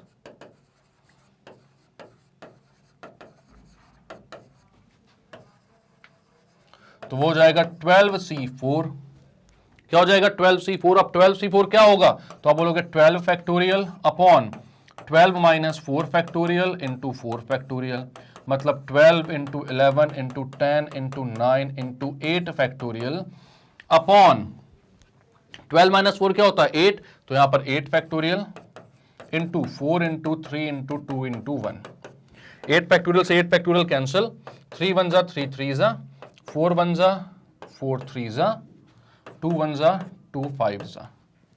तो करो भैया मल्टीप्लाई इसको पूरा। तो क्या है 3 5 जा 15, 15 इंटू 3 कितना हो जाएगा 45, 45 इंटू 11 कितना हो जाएगा, तो 45 इंटू 11 मतलब 4 5 और 4 5 मतलब 495। तो टोटल आंसर कितना आएगा भाई आपका 495 वेज। तो क्लियर है बात। क्या बोला आपसे, तो आपसे बोला था कि भाई सारे के सारे आपको चाहिए फेस कार्ड्स। कौन से कार्ड्स, फेस कार्ड्स चाहिए। ठीक, हमको पता है कि फेस कार्ड्स कितने होते हैं, तो हर एक सूट में कितने फेस कार्ड्स होते हैं, हर एक सूट में होते हैं 3 face card. Total face card कितने हो गए 12, total number of face cards 12 हो गए। अब आपको इन 12 में से ही 4 कार्ड चाहिए होंगे, तब जाके जो आपने चारों कार्ड सेलेक्ट किए वो कैसे आएंगे, फेस कार्ड्स आएंगे। तो हमको निकालना है 12C4, इन 12 में से 4 कार्ड के सेलेक्ट होने का नंबर ऑफ वेज। तो 12C4 मैंने निकाला, सॉल्व किया तो कितना आंसर आया 495 वेज। इजी है, क्लियर है, समझ में आई बात। क्लियर करते हैं इसको भाई, आगे चलते हैं। अब भाई 2 are red cards and 2 are black cards. कौन से क्वेश्चन पे, ये 3 हो चुके हैं, अपन 4th पर पहुंच गए। तो क्या बोल रहा है 2 are red cards and 2 are black cards. इसको भी निकाल लेते हैं भाई, 2 रेड और 2 ब्लैक चाहिए हमको। तो 4th वाला क्वेश्चन है 2 रेड्स एंड 2 ब्लैक्स। हमें पता है कि डायमंड एंड हार्ट जो होते हैं वो रेड होते हैं। 13 डायमंड होते हैं, 13 हार्ट होते हैं, तो टोटल कितने रेड हो गए 26। सिमिलरली क्लब और स्पेड ब्लैक होते हैं, तो वो भी कितने हो गए 26। ठीक है, तो आप बोलोगे there are 26 red and 26 black cards. हमें टोटल 4 कार्ड्स चाहिए हैं, तो आपको क्या चाहिए 26 में से 2 रेड चाहिए हैं एंड 26 में से 2 ब्लैक चाहिए। ठीक है, तो आप बोलोगे 2 रेड एंड 2 ब्लैक के कितने वेज हो गए, तो वो हो गए 26C2। पहले आपने क्या किया 26 रेड में से 2 कार्ड्स निकाले, अब 2 कार्ड्स और सेलेक्ट करने हैं, तो इसलिए आप क्या बोलोगे 26 में से 26C2 एंड मतलब कि 2 red cards and 2 black cards. ठीक है, तो वहां पर हो जाएगा 26C2 again, because 26 black cards में से भी 2 सेलेक्ट करने और 26 रेड कार्ड्स में से भी 2 सेलेक्ट करने हैं आपको। ठीक है, तो यहां पर कितना हो जाएगा, ये हो जाएगा 26 factorial upon 26 minus 2 factorial into 2 factorial into 26 factorial upon 26 minus 2 factorial into 2 factorial. तो ये हो जाएगा कितना 26 फैक्टोरियल, या इसका स्क्वायर भी कर सकता हूं मैं, तो इसको मैं कर दूंगा 26 into 25 into 24 factorial upon 26 minus 2 कितना हो 24, तो 24 फैक्टोरियल और इस पूरे का स्क्वायर, क्योंकि यहां पर दूसरा भी सेम टू सेम ही आने वाला है। ठीक, तो 24 फैक्टोरियल से 24 फैक्टोरियल कैंसिल, 2 1 जा 2 13 जा, तो यहां पर कितना आ रहा है भाई 13 इंटू 25, तो ये कितना हो जाएगा 3 5 जा 15, 3 2 जा 6 और 1 75 हो जाएगा 25, 5 2 325 और यहां पर आ रहा है 325 का स्क्वायर, तो कितना हो जाएगा 325 का स्क्वायर,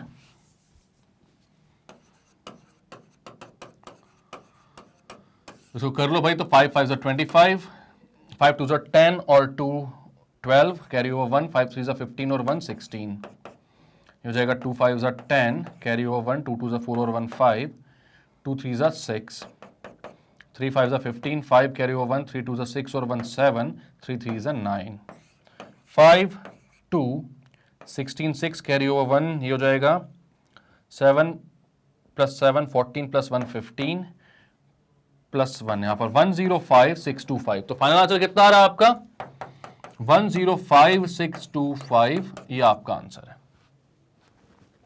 तो क्या किया आपने यहां पर, आपको बोला गया था कि भाई हमें चाहिए 2 रेड और 2 ब्लैक कार्ड्स, तो 2 रेड आपको सेलेक्ट करने, तो 26 रेड होते हैं टोटल, उनमें से 2 सेलेक्ट करना है एंड 26 ब्लैक्स होते हैं, उसमें से आपको भी 2 सेलेक्ट करना है, तो 26C2 इंटू 26C2 मतलब 26C2 का स्क्वायर, 26C2 निकाला आपने 325 आया, उसका स्क्वायर किया तो 105625 वेज आ गया। क्लियर है? सोचो 52 कार्ड से कितने सारे वेज हो जाएंगे, मतलब दिन रात अगर आप ये वेज करते रहो, निकालते रहो, तो आपके मतलब महीनों महीनों सालों सालों गुजर जाएंगे। ठीक है, अब फोर्थ वाला भी हो गया। फिफ्थ में आते cards are of the same colour. Cards जो वो सेम कलर के हों, तो इसमें क्या होगा? अब यहां पर आपको बोला है कि चारों कार्ड्स जो वो सेम कलर के हों, यानी कि या तो वो रेड के हों या फिर वो ब्लैक के हों। कौन सा या फिर बोल रहा हूं ना मैं, तो आप बोलोगे या तो चारों कार्ड 26 रेड कार्ड से सेलेक्ट होकर आए, या फिर चारों कार्ड्स 26 ब्लैक कार्ड से सेलेक्ट होकर आए, या फिर बोल रहा हूं और चारों को सेलेक्ट कर रहा हूं, तो आप क्या बोलोगे? 26C4 plus 26C4। ठीक है, तो आप बोलोगे cards are of same colour, cards are of same colour,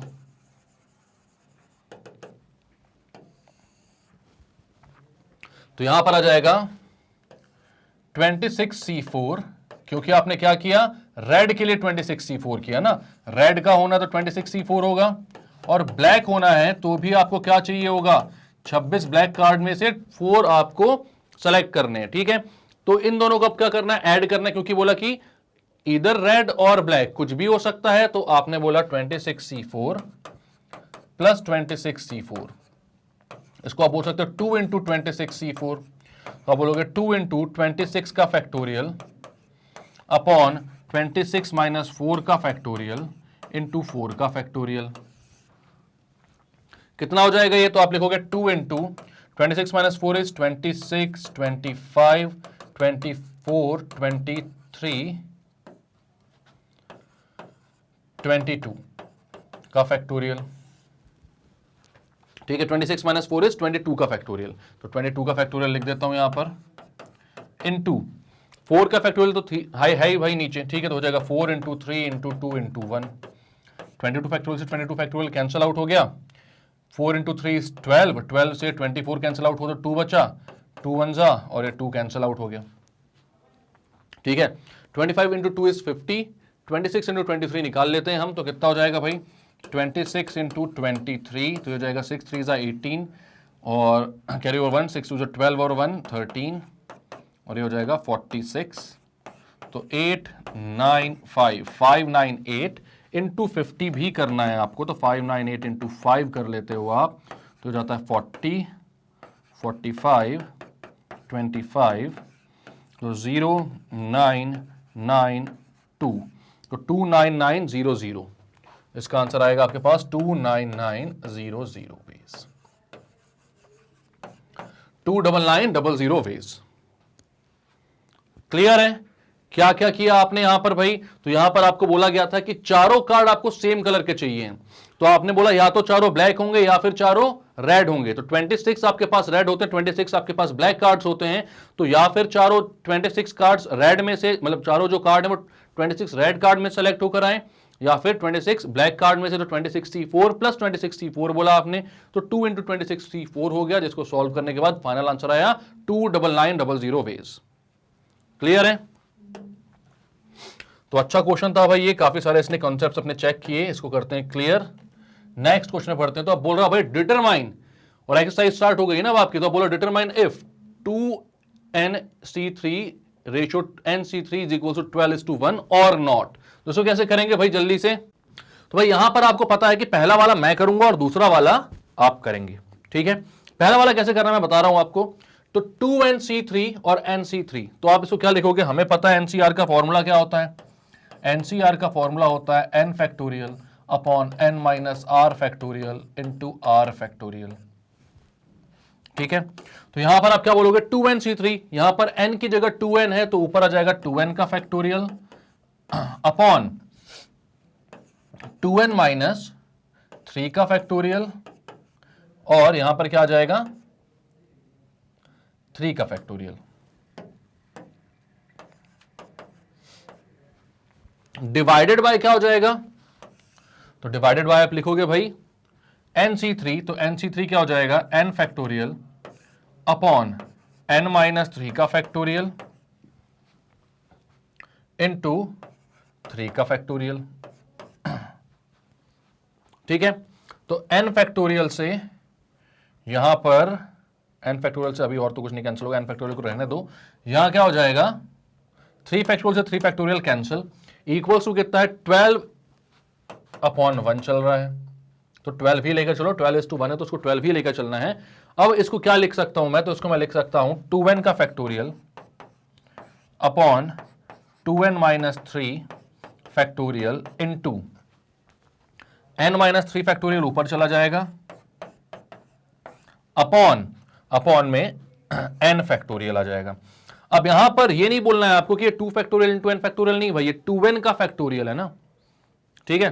तो उससे आप क्या, आप यहां पर n फैक्टोरियल को डायरेक्टली कैंसिल आउट नहीं कर सकते हो, ठीक। सिमिलरली यहां पर n माइनस 3 का फैक्टोरियल है, तो उससे आप 2n माइनस 3 फैक्टोरियल को कैंसिल आउट नहीं कर सकते हो। तो फिर क्या कर सकते हैं अगर उनको कैंसिल आउट नहीं कर सकते तो फिर भाई यहां पर n फैक्टोरियल और n माइनस 3 फैक्टोरियल बचा हमारे पास, यहां पर 2n factorial 2n minus 3 factorial बचा हमारे पास। तो इसको क्या करूंगा मैं, तो इसको मैं लिखूंगा 2n फैक्टोरियल को मैं लिख सकता हूं 2n into 2n minus 1 into 2n minus 2 into 2n minus 3 का factorial.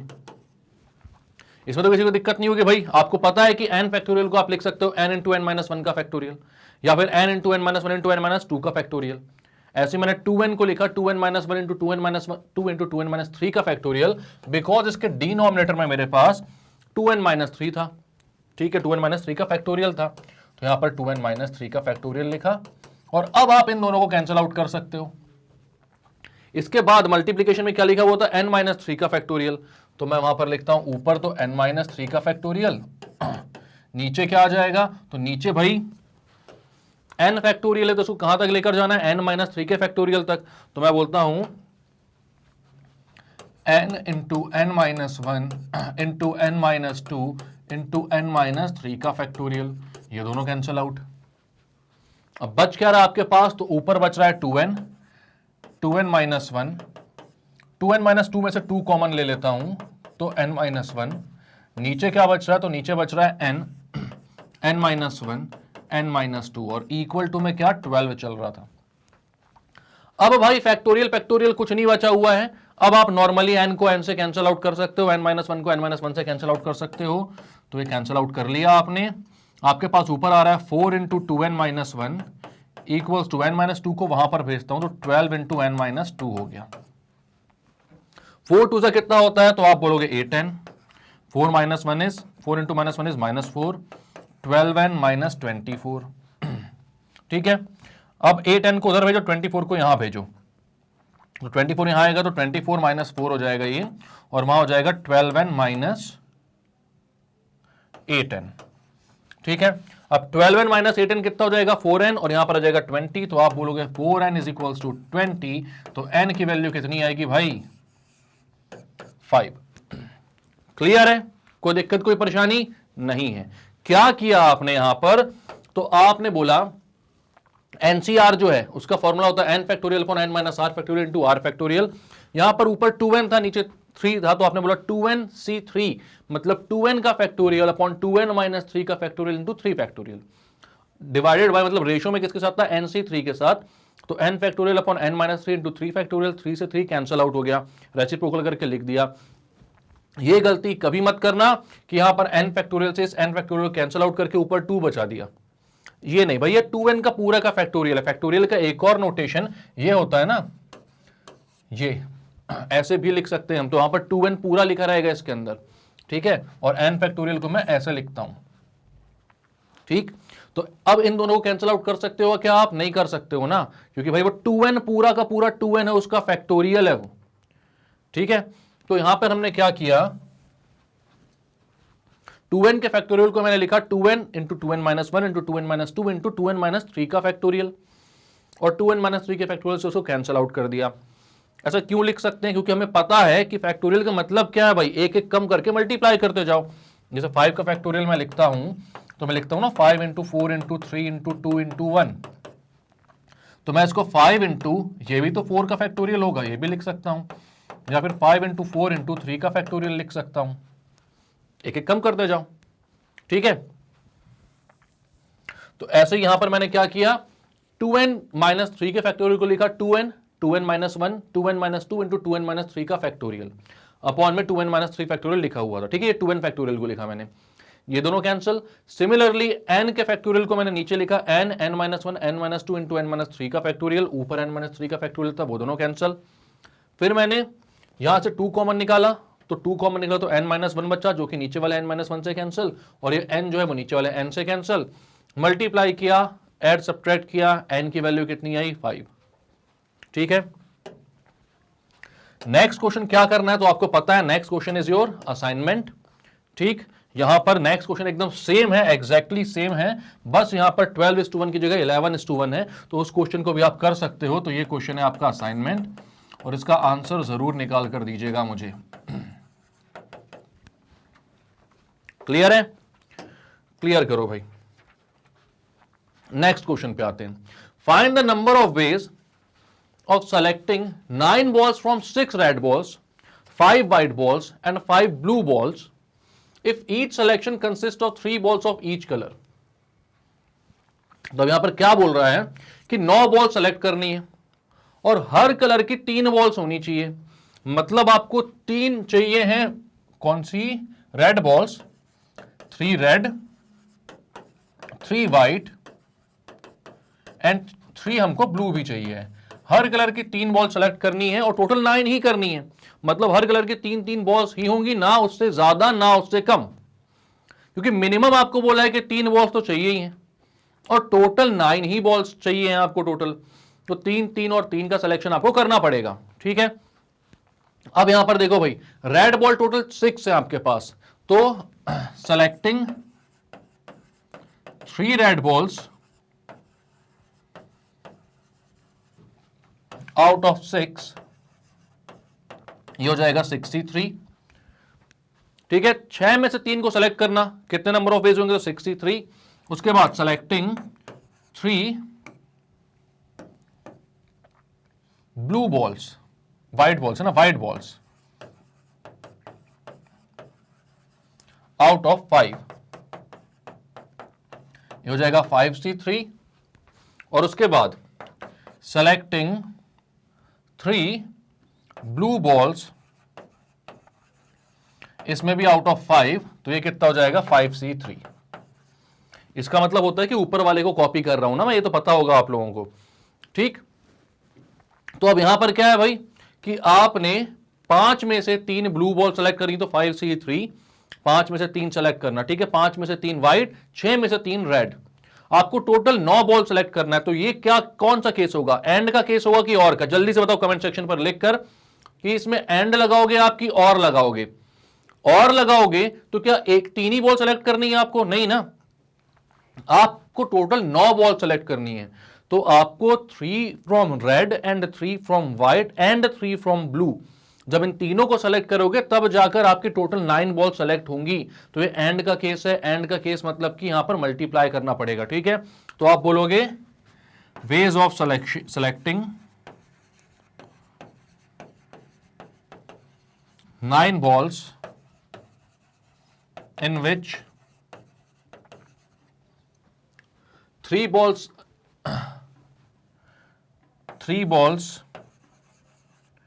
are of each color। तो कितना हो जाएगा 63 इंटू 5C3 इंटू 5C3। ठीक है, अब कितना आ रहा है ये निकालते हैं अपन। तो 63 6 factorial upon 6 minus 3 factorial into 3 factorial into 5 factorial upon 5 minus 3 factorial into 3 factorial into 5 factorial upon 5 minus 3 factorial into 3 factorial. अब इसको क्या लिखोगे 6 फैक्टोरियल ऊपर, तो उसको लिखोगे 6 into 5 into 4 into 3 factorial upon 3 factorial into 3 into 2 into 1। 5 factorial क्या लिखोगे? तो उसको लिखोगे 5 into 4 into 3 factorial upon 3 factorial into 2 factorial, या 2 फैक्टोरियल इंटू 3 फैक्टोरियल, कुछ भी लिख सकते हो। 5 माइनस 3 2 होगा बस इसलिए। ठीक है, इंटू यहां पर भी same 5 into 4 into 3 factorial upon 2 factorial into 3 factorial. 3 factorial cancel out कर दो भाई। 2 फैक्टोरियल को आप 2 इंटू 1 लिख दो, इसको भी अब जो जो कैंसिल आउट हो रहा है कैंसिल करो भाई। 3 इंटू 2 इज 6, ये 6 कैंसिल आउट, 2 से ये 2 जा 4 हो गया, इस 2 से ये गायब हो गया। ठीक है, या फिर उसको गायब करने से अच्छा है, हाँ कर लो, कुछ भी कर लो, एक ही बात है। अब मल्टीप्लाई करो भाई, 5 इंटू 4 इज 20, यहां पर बचा है 5, यहां पर बचा है 20, 20 इंटू 5 इज 100, 100 इंटू 2 इज 2000, तो आंसर आया है आपका 2000 वेज। ठीक है, कोई दिक्कत कोई परेशानी यहां पर नहीं है। क्या किया आपने यहां पर, तो अपन देखते हैं भाई। आपसे बोला था 3 रेड सेलेक्ट करनी, 3 व्हाइट और 3 ब्लू, तो हमने क्या किया भाई, 6 में से 3 सेलेक्ट करी आपने रेड बॉल, 5 में से 3 सेलेक्ट करी आपने व्हाइट बॉल और 5 में से 3 सेलेक्ट करी ब्लू बॉल। ठीक है, इन तीनों को आपने मल्टीप्लाई कर दी क्योंकि एंड का केस है, तीनों को साइमल्टेनियसली ही सेलेक्ट करना है आपको। ठीक, मल्टीप्लाई किया, कॉम्बिनेशन का फॉर्मूला लगाया, फाइनल आंसर आया 2000 बेस। क्लियर है?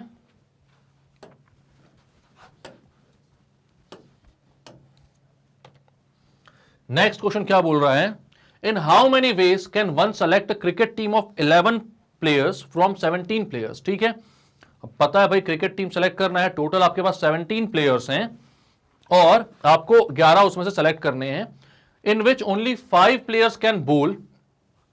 इस 17 में से 5 प्लेयर जो है वो बॉलिंग कर सकते हैं।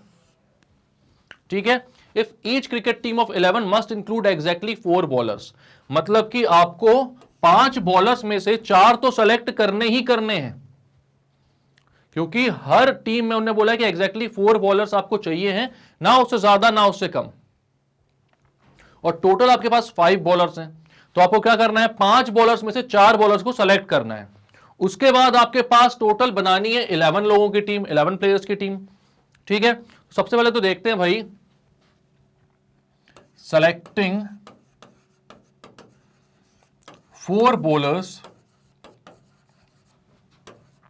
आउट ऑफ 5, तो ये हो जाएगा 5C4।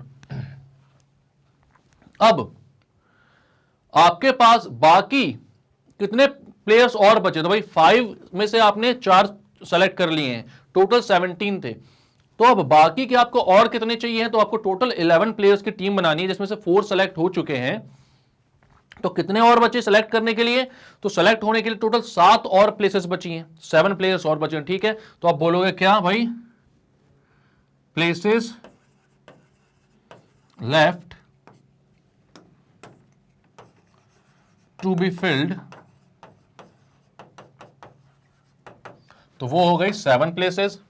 अब इन 7 प्लेसेस के लिए कैंडिडेट्स कितने बचे हैं, तो आप बोलोगे कैंडिडेट्स कितने बचे हैं भाई, तो कैंडिडेट्स लेफ्ट, आपके पास टोटल 17 थे, 17 प्लेयर्स, उनमें से 5 बॉलर्स थे जिनका सिलेक्शन आप कर चुके हो, तो 17 में से 5 को आप माइनस कर दो, बचे 12 players.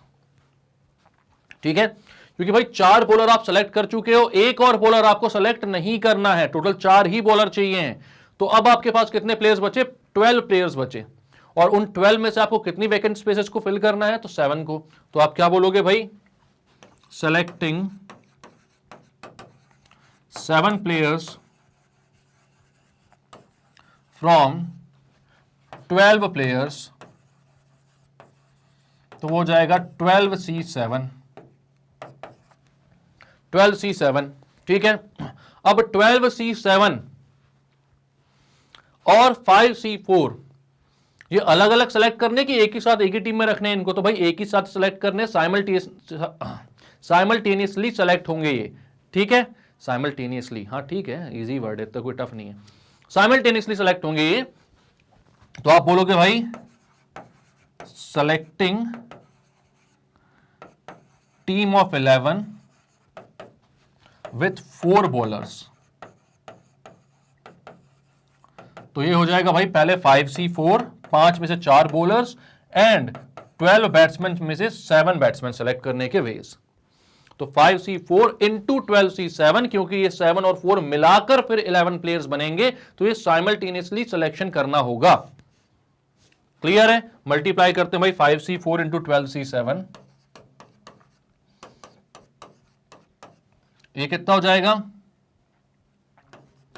5 factorial upon 5 minus 4 factorial into 4 factorial into 12c7 हो जाएगा 12 factorial upon 12 minus 7 factorial into 7 factorial हो जाएगा 5 इंटू 4 फैक्टोरियल अपॉन 5 माइनस 4 तो 1 ही होता है भाई, तो वो हो जाएगा 1 का फैक्टोरियल जो कि 1 होता है, और नीचे आ जाएगा 4 फैक्टोरियल, ये कैंसल आउट, इंटू 12 माइनस 7 तो खैर कम हो जाएगा, 7 का फैक्टोरियल तक जाना पड़ेगा आपको, 12 into 11 into 10 into 9 into 8 into 7 factorial upon 5 factorial, 5 into 4 into 3 into 2 into 1, because 12 minus 7 क्या होता है 5 होता है, इंटू 7 फैक्टोरियल, 7 से 7 कैंसल आउट हो गया।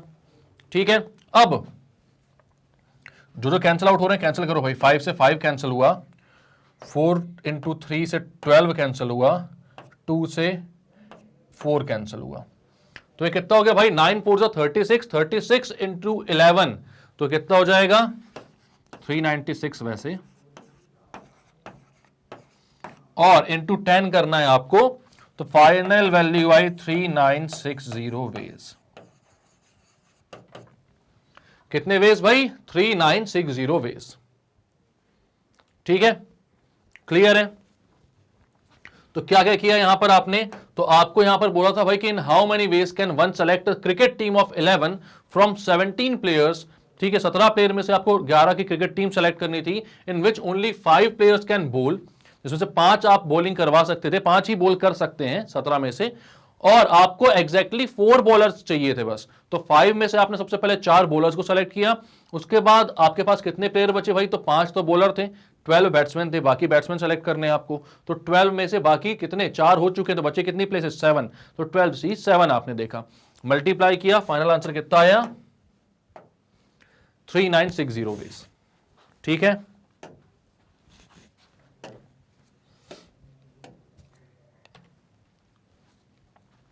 अब नेक्स्ट क्वेश्चन क्या बोल रहा है, अ bag contains 5 black and 6 red balls, determine the number of ways in which 2 black and 3 red balls can be selected. यार इससे इजी क्वेश्चन कुछ नहीं होगा, बहुत ही इजी क्वेश्चन है, पॉज करो और आंसर बताओ इसका क्या होगा भाई। हमसे बोला गया है कि एक बैग में 5 ब्लैक और 6 रेड बॉल्स हैं, और आपको 2 ब्लैक और 3 रेड बॉल सेलेक्ट करवानी है, 2 ब्लैक और 3 रेड बॉल। तो भाई ब्लैक किससे आ रही 5 से, तो 5C2, तो आप बोलोगे सेलेक्टिंग ब्लैक बॉल,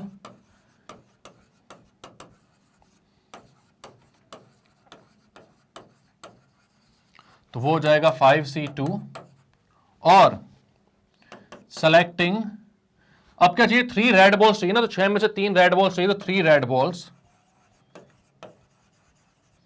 हो जाएगा 6C3, मल्टीप्लाई करो भाई, तो आप बोलोगे टोटल सिलेक्शन कितना हो जाएगा, टोटल वेज, तो दोनों को सेलेक्ट करना ना, दोनों साइमल्टेनियस प्रोसेस है, तो मल्टीप्लाई होगा, एंड है एंड है, ठीक है, तो आप बोलोगे 5C2 into 6C3, 5 factorial upon 5 minus 2 factorial into 2 factorial into 6 factorial upon 6 minus 3 factorial into 3 factorial. तो कितना हो जाएगा भाई ये 5 फैक्टोरियल, 5 माइनस 2 मतलब 3 फैक्टोरियल, 2 फैक्टोरियल, 5 फैक्टोरियल को मैं लिखता हूं 5 इंटू 4 इंटू 3, ठीक है, 5 इंटू 4 इंटू 3 का फैक्टोरियल, तो 3 फैक्टोरियल 3 फैक्टोरियल कैंसिल, और 6 को लिखता हूं 6 इंटू 5 इंटू 4 इंटू 3 फैक्टोरियल, नीचे भी 3 फैक्टोरियल इंटू 3 फैक्टोरियल, तो 3 फैक्टोरियल से 3 फैक्टोरियल कैंसिल आउट, बचेगा कितना भाई, ये 2 फैक्टोरियल को आप 2 इंटू 1 बोल सकते हो, तो ये 2 1 जा 2 2 जा, 3 फैक्टोरियल को 3 इंटू 2 इंटू 1 मतलब कि 6, और ये 6 कैंसिल, 5 4 जा 20, 5 2 जा 10, तो टोटल नंबर ऑफ वेज हो गए कितने 200 वेज।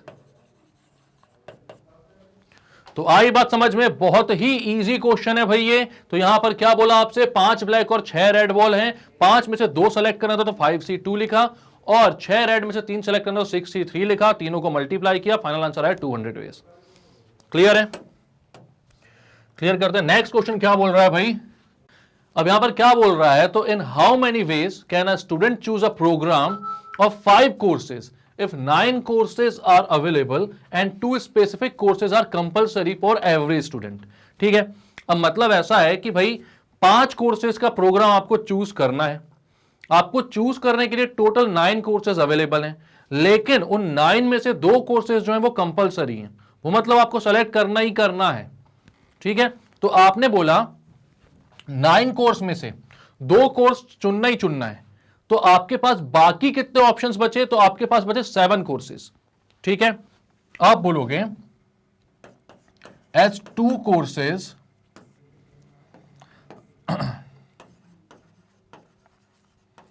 courses are compulsory, ठीक है। 2 कोर्सेज कंपलसरी हैं, तो कितने और सेलेक्ट करने हैं? तो number of courses left to be selected,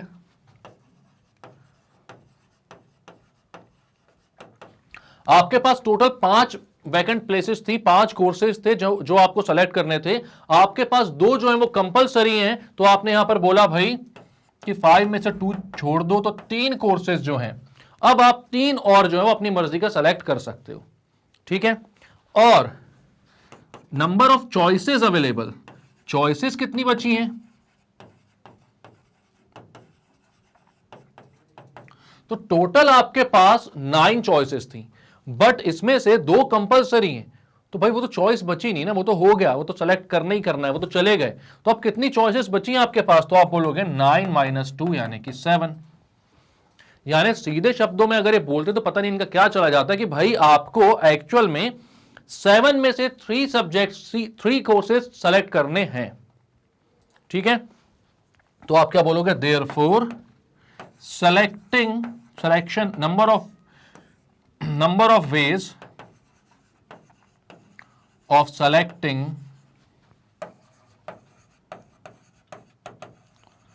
3 courses out of 7 courses are, भाई 7 में से 3 चुनना है, तो अब तो ये तो बच्चों का खेल हो गया, कोई भी बता सकता है इसको। क्या बता सकते हो भाई कि इसके नंबर ऑफ वेज कितने होंगे? 7c3, मतलब कि 7 factorial upon 7 - 3 factorial into 3 factorial, मतलब कि 7 into 6 into 5 into 4 factorial upon 7 - 3 मतलब कि 4 factorial upon 3 into 2 into 1, 4 factorial से 4 फैक्टोरियल कैंसिल, 3 इंटू 2 से 6 कैंसिल, 3 2 6, 7 5 जा, कितना आंसर आ गया? तो ये आ गया भाई आपका 35। टोटल कितने वेज हो गए आपके पास? 35 वेज हो गए in which you can select 3 courses out of 7 mentioned या गिवन कोर्सेज, ठीक है। तो क्या क्वेश्चन था? तो क्वेश्चन ऐसा था भाई कुछ कि आपको बोला था कि 2 कोर्सेज जो है वो कंपलसरी हैं, आपको टोटल 9 चॉइसेस दी थी और 5 कोर्स सेलेक्ट करने को बोला था, लेकिन बाद में ट्विस्ट डाल दिया, बोला कि भाई 2 कोर्सेज जो है 9 में से वो कंपलसरी हैं। तो आपने बोला कि भाई 2 अगर कंपलसरी है तो वो तो करनी ही है, तो 5 में से अब आपके पास 2 तो फिल हो गए, वो तो करने ही करने। कितने बचे आपके पास? 3 और सेलेक्ट करने के लिए बचे। और चॉइसेस कितनी बची? तो बोलोगे भाई कि 9 में से 2 तो कंपलसरी थे तो उनको हटा दिया, तो 7 चॉइसेस बची। तो टोटल आपको 7 में से 3 सेलेक्ट करने हैं, तो 7c3 वेज हो गए उसके। सॉल्व किया, कितना आंसर आया? 35 वेज। क्लियर है? ओके, तो इसको देखकर अब आप समझ गए होंगे कि आपके कॉम्बिनेशंस के भी सारे क्वेश्चंस जो होते हैं वो होते हैं खत्म। तो अभी तक हमने इस चैप्टर में क्या क्या पढ़ लिया था भाई? परम्यूटेशंस, कॉम्बिनेशंस, दोनों को फॉर्मूले के साथ हमने बहुत अच्छे से समझा है। इससे पहले हमने अरेंजमेंट जो था उसको विदाउट फॉर्मूला भी प्रूव किया था, फैक्टोरियल नोटेशन को भी बहुत अच्छे से समझा था, डिराइव भी करी है सारी चीजें। और अब इस चैप्टर के जितने भी टाइप के क्वेश्चंस आते हैं उसको करने के लिए हम तैयार हैं। तो इस चैप्टर में एनसीईआरटी में सिर्फ एक मिसलेनियस एक्सरसाइज बची है आपकी, लेकिन हम इस चैप्टर के आरडी शर्मा के भी इंपॉर्टेंट क्वेश्चंस करेंगे।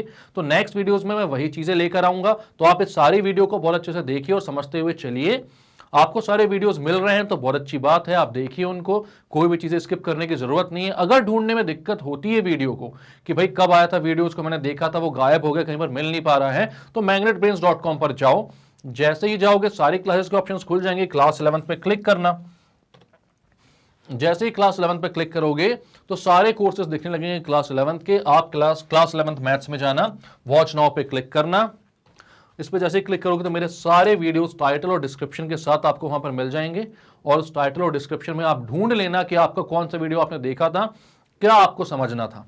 वहां पर सब कुछ मिलेगा, जैसे ही क्लिक करोगे वहीं वो वीडियो प्ले हो जाएगा और फिर सारी चीजें आपको अच्छे समझ में आती जाएंगी। तो कुछ भी चीज स्किप नहीं करना है, वीडियो सारे देखने हैं और शुरुआत से लेकर लास्ट तक पूरा वीडियो वॉच करना है, ठीक है। एक भी चीज स्किप मत करो। तो अच्छी लग रही है सीरीज तो भाई लाइक करो इसको, सब्सक्राइब करो हमारे चैनल को और शेयर करो इसको अपने सारे दोस्तों यारों के साथ, रिलेटिव के साथ।